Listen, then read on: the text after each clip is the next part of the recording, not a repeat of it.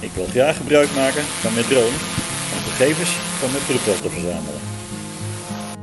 Maar dit is nog niet zo eenvoudig.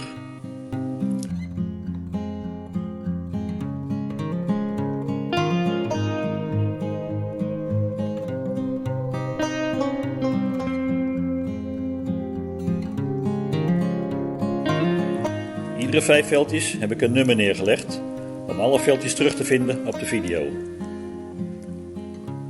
Dan is de vraag wat de beste positie is om goede gegevens te krijgen. Over het gewas vliegen heeft zo zijn voordelen.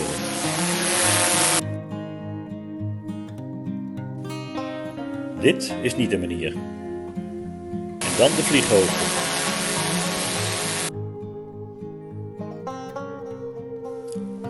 Grondbedekking is hier mooi te zien.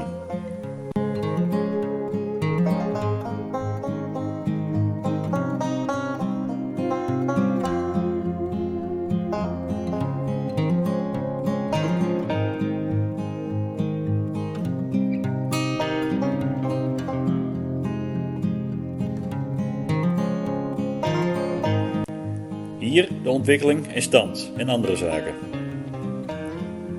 Ik weet het nog niet, maar het is wel een aanvulling. Hoe denken jullie hierover?